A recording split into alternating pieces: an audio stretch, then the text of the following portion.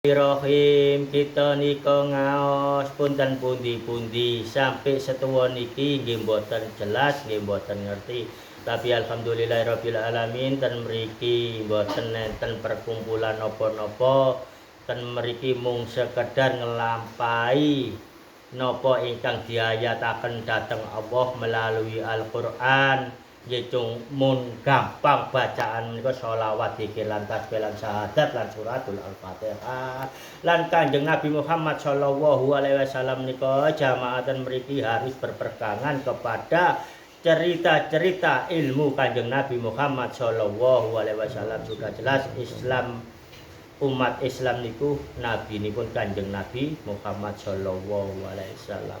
Awal menikah kathahipun kula kalian panjenengan ngaos ngalor ngidul ngedi amalan ten pundi-pundi, akhire diparingi mung sekedar amalan. Lah niku nggih amalan, kenyataanipun awal niku bacaan menika tah cara hukum ngadep datang Allah, termasuk sholat, termasuk poso, termasuk kehidupan di antara makhluke Allah. Nggih kalian sami-sami tangga, kalian sami-sami makhluke Allah sing namine kewan nggih. Lah menika entenipun kewan nggih niku makhluke Allah, mereka punya kodrat yang sudah ditentukan oleh Allah. Kalau bisa disembelih untuk dimakan halal ya kita sembelih, kita makan halal, itu ada tata cara semuanya. Namun perjalanan niki ten umum niki wau kathah ingkang salah kaprah, termasuk dateng hewan sing namine ayam. Nah niku salah satu umum mawon, kita niki ngaos umum-umum mawon, mboten enten sing mboten umum. Mangke lek mboten umum niku sesat, lek umum mboten. Termasuk hewan ayam niku. Kewan ayam niku sesungguhnya datang Allah diciptakan untuk apa? Berputarnya ekonomi. Bisa dijual kita dapat uang, bisa disembelih untuk kita makan jadikan ikan, lauk pauk bisa. Kita apa? Telurnya kita buat jamu, buat apa itu bisa semua. Nah, ini yang umum ya. Kalau masuk lagi ke tarekat perjalanan yang ya itulah perjalanan itu tadi syariatnya tata cara kehidupan menghadap Allah, tata cara kehidupan antar makhluk Allah. Lah niku nggih tentorekot niki perjalanan menghadap Allah ingkang lebih dugi syariat. Nah niku nggih istiqomah, katakan melalui ten istiqomah pun perjalanan torekot, karena torekot niku perjalanan. Dadosipun kita kudu nggadhahi istiqomah datang Allah di jam yang tepat, di waktu yang tepat, apa ya, dilaksanakan dengan istiqomah terus menerus. Nah, maka niku mangke masuk dalam kategori hakikat. Niki torekot rin. Lah torekot niki kathahipun kita menungso niku biasanya terdoktrin oleh akal melalui wirid-wirid yang berkhodamkan seperti kanuragan, seperti itu, seperti kesombongan diri untuk jadi nomor satu, untuk jadi nomor satu niko. Nah niku salah setunggalnya umum mawon, belajar ilmu kekebalan. Kenyataannya kekebalan itu ndak ada kalau hanya ilmu. Keselamatan Allah yang memberi ada, ilmu kekebalan itu nggak ada. Kalaupun ada itu berkhodamkan jin atau berkhodamkan makhluk-makhluk yang akan menjerumuskan orang yang beristiqomahkan wirid ini tadi masuk ke dalam hakikat. Nah niki kalau sudah melalui hakikat ini kebanyakan ujiannya kegaiban. Nah, kegaiban itu apa? Yang tidak tertangkap oleh akal, maka kita diuji oleh Allah melalui makhluk-makhluk yang disuruh oleh Allah. Kalau kita terlena maka kita akan menjadi kesesatan diri. Kesesatan diri karena hakikat ini suka nambani orang. Intinya di situ. Kebanyakan nambani wong, senengane cerita awake, senengane pamer kekebalan, pamer kekuatan. Lah niku enten hakikat. Maka di hakikat ini rawan sekali untuk diri ini menjadi sesat, apalagi yang kita baca hijab, yang kita baca Bandung Bondowoso, yang kita baca Nur Buat, yang kita baca Suratul Yasin Fadilah, yang kita baca ilmu kanuragan yang berbau santet. Nah ini semua dukun ini. Kalau panjenengan mau melaksanakan, mau istiqomah seperti ini ya silakan. Saya tidak bertanggung jawab, saya tidak mengajarkan ini saya sampaikan hanya sekedar sebagai contoh bahwa yang tadi saya ucapkan ini adalah mempersulit panjenengan kiambe, mempersulit anak putuwe panjenengan kiambe. Salah satunggalé yes sing kula umum mawon, anak putuwe panjenengan akan makan sabun, akan nyeleneh. Nah ini perdukunan.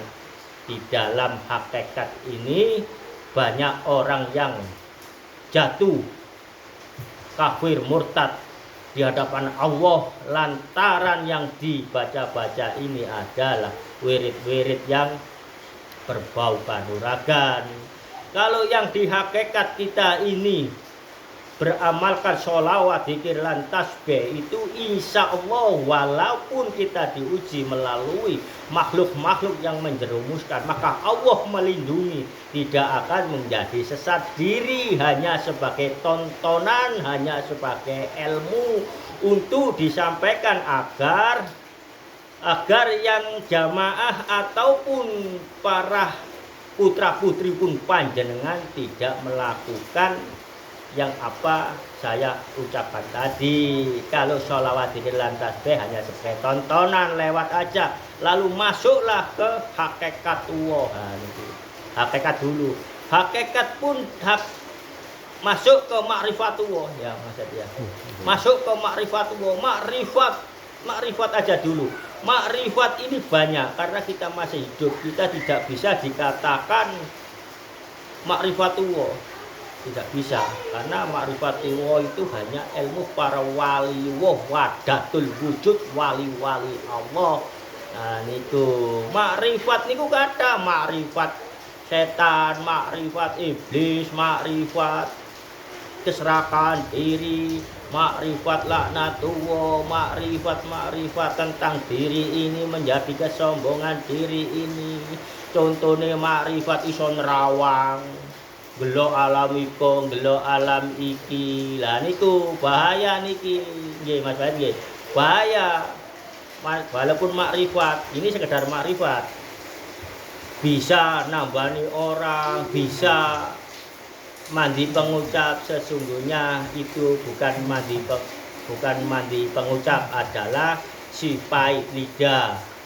Nah itu karena dia berkelakuan meminta, maka diberinya hanya sekedar di dunia ini, tidak di dalam kubur, tidak di akhirat. Nah itu pun masih ada, harus ada yang dikorbankan anak turunannya.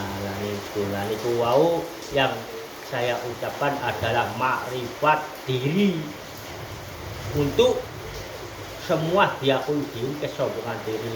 Nah, itu. Tapi kalau makrifatullah, lah ini makrifatullah itu orangnya tidak mengakui diri bahwa dirinya adalah makrifatullah, tidak. Maka dari itu saya katakan selagi hidup nggak ada yang makrifatullah, karena orang yang makrifatullah itu selagi dia masih hidup tidak mengakui dirinya adalah sebagai wali, atau dia tidak mengakui makrifat. Tapi dia bisa. Ini makrifat beneran, makrifat yang melalui sholawat, dzikir, lan tasbih, istighfar, syahadat, bismillah itu.